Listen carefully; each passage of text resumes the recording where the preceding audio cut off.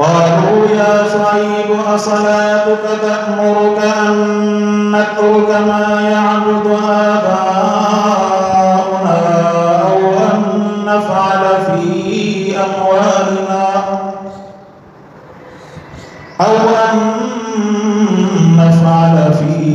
أموالنا ما نشاء إنك لأنت الحليم الرشيد.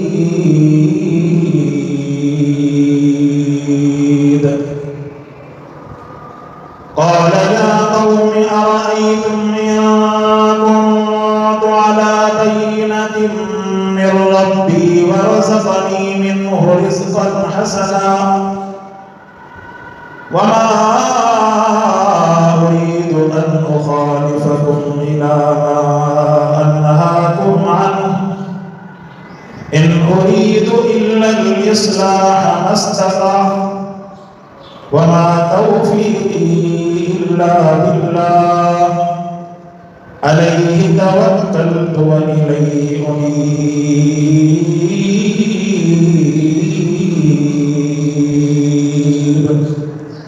صدق الله العلي العظيم. اللهم صل على سيدنا محمد النبي الأمي وعلى آله وأصحابه وبارك وسلم تسليما كثيرا كثيرا. अल्लाह तबारक व तआला जा एहसान था जुमात मुबारक जो ॾींहुं 25 शवाल मुअज़्ज़म 1443 हिजरी अल्लाह से पंहिंजे घर के अंदर हाज़िरी जो शरफ़ अता फरमायो। अल्लाह पाक जा एहसान अणगणिया जंहिं अल्लाह पाक इन दौर में इन आज़माइश वाले दौर में भी असांखे पंहिंजे दर जी हाज़िरी जो शरफ़ अता फरमाए। इहो सिर्फ़ ऐं सिर्फ़ अल्लाह पाक जो करम ऐं एहसान आहे। कायनात के अंदर जियां जियां माहौल वने तो इंसान के समझ का बाहर निकरंदो तीअं तीअं इंसान अल्लाह तबारक व तआला के दर खां वने तो परे थींदो। अल्लाह पाक इन धरती ते असांखे मोकिलण फरमायो। असांखां अॻ में ॿिया बि पैगंबर गुज़रिया। उन्हनि पैगंबरनि मां हिकिड़ो पैगंबर हुयो हज़रत शुएब अलैहिस्सलातु वस्सलाम। हज़रत शुएब अलैहिस्सलातु वस्सलाम पंहिंजी क़ौम खे तबलीग कंदो रहियो, दावत ॾींदो रहियो। क़ौम वारनि किन ईमान आंदो पर अक्सर क़ौम वारनि ईमान न आंदो। पोइ बि उन्हनि खे दावत ॾींदो रहियो, या क़ौम अअ्बुदुल्लाह मा लकुम मिन इलाहिन गैरुहु। ए मुंहिंजी क़ौम वारा इबादत कयो, अल्लाह खां अलावा कोई इबादत जे लाइक़ न आहे। क़ौम बजाए न जे हज़रत शुएब अलैहिस्सलाम जो चयो वञे रांदो उनजे मथां वेही ताना कसींदी हुई, उनजे मथां ॻाल्हाईंदी हुई। असलातुक तअमुरुक अन नतरुक मा याबुदु आबाउना औ अन नफ़अल फी अमवालिना मा नशा इन्नक लअंतल हलीमुर रशीद। क़ौम वारा चवंदा त साईं तोखे भला तुंहिंजी नमाज़, तुंहिंजी परहेज़गारी, तुंहिंजी इबादत इहो थी सेखारे त असांखे पंहिंजे महबूबनि जी इबादत खां झल पोइ ते मोटाए। असांखे माण्हू त ॾाढो सुठो थो लॻे, सुलक्षणो थो लॻे। हज़रत शुएब अलैहिस्सलातु वस्सलाम चवंदो हुयो त इन उरीदु इल्लल इस्लाह मस्तताअतु।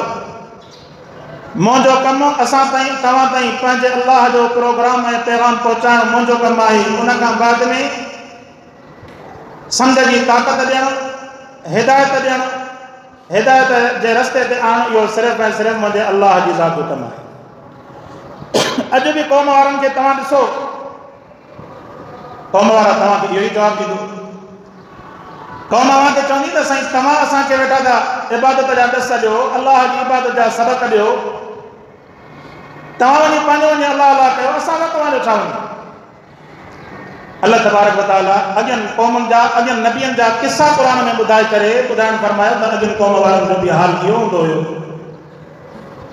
पर पंहिंजे महिनत खे, पंहिंजे प्रोग्राम खे ऐं पंहिंजी दावत खे मुस्लमान बंदि न कंदो। जहिड़ी तरह अॻियनि अंबिया कराम आख़िरी वक़्त ताईं अलाह जो प्रोग्राम पहुचाईंदा रहिया, अहिड़े नमूने सां मुस्लमान पंहिंजी क़ौम ताईं, पंहिंजी औलाद ताईं, पंहिंजे पाड़े वारनि ताईं, पंहिंजे घर वारनि ताईं अल्लाह तबारक व तआला जो प्रोग्राम पहुचाईंदो रहंदो। इहो हर मुस्लमान जी ज़िमेदारी आहे। सिर्फ़ु अकेलो इंसान खे अलाह जी इबादत करण जो हक़ न आहे, बल्कि पाण सां गॾु ॿिए सां चङाई करण जो बि हक़ आहे। ऐं इबादत सां गॾोगॾु रसूल अकरम सल्लल्लाहु अलैहि वसल्लम जन जे हदीस मुबारक आहे, पाण फरमायो अल मुस्लिमु मन सलिम अल मुस्लिमून मिन लिसानिही व यदिही। फरमाए त मुस्लमान हक़ीक़त में उहो आहे जंहिंजी ज़बान खां ऐं जंहिंजे हथ खां ॿियो मुस्लमान महफ़ूज़ रहे। अल्लाह तबारक व तआला इहो बि शान मुस्लमान जे लाइ अता फरमायो, जंहिंखे असां घणी चवंदा अख़लाक़, हुस्न अख़लाक़, सुहिणो तरीक़ो, ॻाल्हाइण जो, उथण वेहण जो तरीक़ो, इहो मुस्लमान जे शान वटि आहे। ईअं न आहे त मुस्लमान सिर्फ़ु नमाज़ खे त इबादत सम्झे, रोज़नि खे त इबादत सम्झे, क़ुरान जी तिलावत खे त इबादत सम्झे, पर अख़लाक़ जो असांजो दाइरो एतिरो आहे जो जेकॾहिं पराओ हक़ माण्हू मारी थो वञे तॾहिं बि उन सां माज़रत जा लफ़्ज़ चवण जी बि असां वटि गुंजाइश कोन्हे।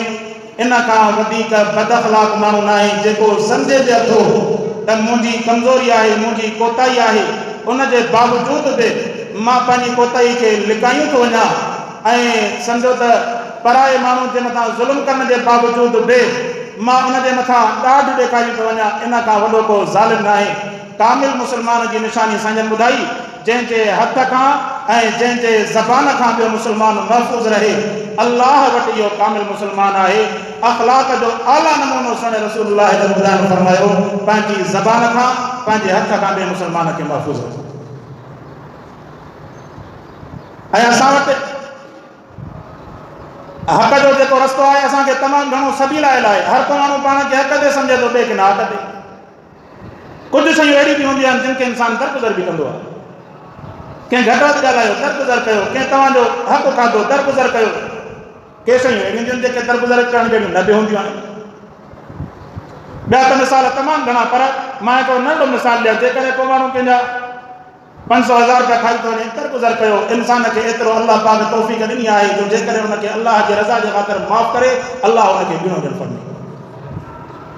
ऐं असां वटि 100 रुपए विढ़िया पिया आहिनि पाण में, हिक ॿिए गिरबान था थियनि कि मां वरी मूंखे वरी तो घटि सम्झो आहे, मां ॿिया फलाणी ज़ात वारो तो वरी मूंखे घटि सम्झो आहे।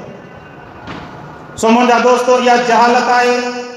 इन जहालत खे ख़तमु कयो। सुहिणे रसूलुल्लाह सल्लल्लाहु अलैहि वसल्लम जॾहिं मके जे अंदरि अची करे क़ुरान जो पैगाम आम करणु फरमायो हो त उन वक़्त में सहाबा किराम जे अंदरि अख़लाक़ जा अहिड़ा नमूना अची विया जेके सहाबा उठ जे पाणी पीअण ते हिक ॿिए सां विढ़ंदा हुआ, हिक ॿिए जा 100 खून करे विझंदा हुआ। हिकिड़े उठ अची करे ॿिए जे वाटर तां, ॿिए जे खूह तां या ॿिए जे हिसे जो पाणी पीतो, हे हुन जे मालिक सां वञी करे विड़ी पवंदो। हथा के माण्हू मारींदा, हे हिननि जा माण्हू मारींदा, हो हिननि जा माण्हू मारींदा। हिक ॿिए जा माण्हू मारण खे हे इंसान पंहिंजी ग़ैरत जो मसइलो सम्झे थो। हालांकि रसूलुल्लाह सल्लल्लाहु अलैहि वसल्लम जन फरमायो, कॾहिं अहिड़ा बि हूंदा आहिनि क़ातिल ऐं मक़तूल जिन खे ॿिन्ही खे अल्लाह तबारक व तआला जहन्नम जे अंदरि उछलाईंदो। साहब सवाल कयो त साईं, जेकॾहिं क़ातिल खे जहन्नम जे अंदरि उछलायो वञे त ॻाल्हि सम्झ में अचे थी, मक़तूल खे छाजे लाइ जहन्नम जे अंदरि? पाण साईं फरमायो, मक़तूल खे इन जे करे जहन्नम में जो मक़तूल बि इन कोशिश में हूंदो आहे त असां हिन खे क़तल कयूं, पोइ खणी वारो उन जो हली वियो जो हिन खे मारे विधई। ॿिन्ही जी कोशिश हूंदी आहे त ॿई हिक ॿिए खे मारनि। इन ज़ुल्म जे करे, इन सोच जे करे ॿिन्ही खे अल्लाह तबारक व तआला जहन्नम जे हवाले करणु फरमाईंदो। इहा जहालत जी निशानी आहे। जीअं मां अर्ज़ु कंदो आहियां त ख़ुदकशियूं करणु क़ुरान खां परे हुजण जी निशानी। केतिरी बि महांगाई थी वञे, काइनात जे अंदरि केतिरी बि तकलीफ़ अचे, जीअं एतिरे वक़्त में पहिरियों दफ़ो हुकूमत माण्हुनि जे मथां ज़ुल्म कयो, 30 रुपया ॾियणु पेट्रोल मथे, पघारूं माण्हुनि जो उते जो उते, 80 रुपए पेट्रोल जो लीटर हले पियो त इहे मुलाज़िमनि वेचारनि जूं, ग़रीबनि जूं पघारूं उन वक़्त खां उहे ई अॼु 80 खां 180, 182 ताईं लीटर पहुतो आहे, तॾहिं बि पघारूं उहे ई। इहो मुस्लमान, इहो वीचारो ग़रीब पंहिंजो घर हलाईंदो। ख़ैर, इहो त हिकिड़ो अलॻि मौज़ू आहे, हुकुमराननि जूं अयाशियूं उन्हनि जूं, वरना अरबपति माण्हू वेठा आहिनि, इन्हनि खे माण्हू तक़सीम करे सघे थो। जेकॾहिं तव्हांजी हुकूमत नथी हले, क्रेश करे थी, त तव्हां अरबपतियुनि ते पार रखो, हिन ग़रीब मिस्किन ते, रेड़ी हलाइण वारे ते, भाॼी खपाइण वारे ते। ए जेको किरानो हलाइण वारो, मज़दूरी करण वारो, तगारी खणण वारो, उन जे लाइ ज़ुल्म। इहो ई अंग्रेज़ जे कानून ऐं इस्लाम जे अंदरि फ़र्क़ु आहे। इस्लाम जे अंदरि अहिड़ो ज़ुल्म न आहे। मुंहिंजा दोस्तो, मां अर्ज़ु पिया कयुमि, रसूलुल्लाह सल्लल्लाहु अलैहि वसल्लम जन फरमायो त कातिल बि जहन्नम में, मक़तूल बि जहन्नम में। इहो इन जे करे जो थोरी थोरी ॻाल्हि जे करे पंहिंजो पाण खे हिक ॿिए खे मारण जे पोयां लॻा वठंदा। त मां अर्ज़ु कयुमि त सोने हबीब सल्लल्लाहु अलैहि वसल्लम जन फरमायो त अल मुस्लिम मन सलिम अल मुस्लिमून मिन लिसानिही व यदिही। मुस्लमान उहो आहे जंहिंजी ज़बान खां ऐं जंहिंजे हथ खां ॿियो मुस्लमान महफ़ूज़ आहे। ऐं इहो असां वटि सवा मां को हिकिड़े माण्हू वटि अख़लाक़ आहे, न त असां अक्सर, मां पाण बि हुन में शामिल थो कयां, 99 माण्हू बद अख़लाक़ी जे अंदरि शामिल आहिनि, भली घणी वॾा हुजनि नंढा हुजनि। राति मां रस्ते सां वञा पियो, हिकिड़ो माण्हू रस्ते में, उन खां थोरी मिस्टेक थी वई, जीअं हिकिड़ो माण्हू वेंदो आहे अचानक मुंहिंजे रस्ते में अची वियो, पर मटाए वरी पंहिंजे रस्ते ते हली वियो, हुयो नौजवान, पर सिर्फ़ु इन थोरी मिस्टेक जे करे हुन चयो त साईं मूंखे माफ़ु कजो। मूं चयुमि बाबा तुंहिंजे हिन आला अख़लाक़ जे करे तुंहिंजे मथां अलाह जी सलामती हुजे, असां वटि एतिरो अख़लाक़ आहे किथे। पराए रस्ते सां बि जेकॾहिं माण्हू ईंदो न, तॾहिं इन जे करे उनखे का तकलीफ़ हुजे तॾहिं हेॾा तारा फोड़े करे ॾिसंदुसि त वरी मूंखे वरी ॾिसे थो, वरी ॾोह बि उनजो हुजे, ज़ालिम जो ॾोह हुनजो हूंदो न, तॾहिं बि हुनखे तारा फाड़े ॾिसंदो त माना हिन जी मर्ज़ी आहे त हे माण्हू रस्ते ते हले ई न, रस्तो ई मुंहिंजो आहे। पर जेकर अहिड़े वक़्त में अहिड़ो माण्हू जो थोरी मिस्टेक हुजण जे करे चवे त साईं माज़रत मूंखे माफ़ु कजो, इहा आला अख़लाक़ जी निशानी आहे। असां वटि अख़लाक़ कोन्हे। जॾहिं खां असां अख़लाक़ अपनाइणु शुरू कयोसीं, पंहिंजे पाड़े वारनि सां, पंहिंजे घर वारनि सां, सभ खां पहिरियां अख़लाक़ जा हक़दार पंहिंजा घर वारा, सभ खां पहिरियां अख़लाक़ जा हक़दार पंहिंजा घर वारा आहिनि। ईअं न आहे तव्हांखे अलाह पाक मर्द करे पैदा कयो आहे त तव्हां पंहिंजे घर वारनि जे मथां, पंहिंजी भेनरुनि जे मथां, पंहिंजी नियाणियुनि जे मथां ॾाढा फिरौन लॻा वठो हलंदा। न, इहा फिरौनियत ख़तमु कयो। अल्लाह तबारक व तआला जेकॾहिं तव्हांखे मर्द पैदा कयो आहे, तव्हांजे मथां हक़ बि औरत खां वधीक आहे। पंहिंजो बदमाशियूं न ॾेखारियो। दुनिया वारनि जे साम्हूं जेकॾहिं ॾाढा थी वञो त थी वञो, अलाह जे साम्हूं त को पुॼी नथो सघे। केतिरा ई माण्हू असां ॾिठासीं विढ़ंदे विढ़ंदे विढ़ंदे विढ़ंदे एतिरे क़दुरु जो रस्ते सां हलंदा हुआ त माण्हू जेके असांजे इलाइक़े में केतिरा ई सरदार, मां कंहिंजो नालो वठां, मरी विया आहिनि। रस्ते में हलंदा हुआ त माण्हू जेके न उते जो उते बीठी वेंदा, चवंदा साफ़ थो वञे। जेकॾहिं को माण्हू हलंदे ॾिसंदो हो न त हुनखे वेही करे हुनखे गाॾी बीहारे हुनखे पादर हणाईंदो। अहिड़ा ज़ालिम बि निकिता आहिनि सरदार। अॼु मिटी जेॾा पिया आहिनि, कुता जेके हुननि जे क़बरुनि जे मथां घुमंदा था वञनि। कहिड़ो फ़र्क़ु थो पवे इंसानियत सां ज़ुल्म करण जो? माण्हू ज़ुल्म न सहे, मां नथो चवां माण्हू ज़ुल्म सहे, पर ज़ुल्म जे अंदरि बि फ़र्क़ु हूंदो आहे। हिकिड़ो नंढो ज़ुल्म हूंदो आहे, को माण्हू पंहिंजा 100-500 खाई थो वञे, अलाह जे करे माफ़ु करे छॾियोसि। पोइ खणी जेकॾहिं को 10,000 खाए थो, पोइ खणी उन ते माण्हू कानूनी तरीक़ो अपनाए, पोइ बि जहालत वारो तरीक़ो न अपनाए ऐं बंदूआ खे हिक ॿिए जे मथां बीठा हुजे। सो मां अर्ज़ु कयुमि, अल्लाह तबारक व तआला जहिड़ी तरह असांजी इबादत जो सबक़ सेखारणु फरमायो, अहिड़ी तरह मोहम्मद मुस्तफ़ा हिन उम्मत खे अख़लाक़ जो बि सबक़ सेखारणु फरमायो। साहबी आहे उहो रसूलुल्लाह सल्लल्लाहु अलैहि वसल्लम जन सां सॼी ज़िंदगी गुज़ारी। चई त मां संजन जी ख़िदमत में हलंदो हुयुमि, पर कॾहिं बि संजन मूंखे हिकिड़ो दफ़ो बि दरतो बि न ॾियणु फरमायो। अहिड़ा मोहम्मद मुस्तफ़ा सल्लल्लाहु अलैहि वसल्लम जन अख़लाक़ जे मिंबर ते मंबा हूंदा हुआ।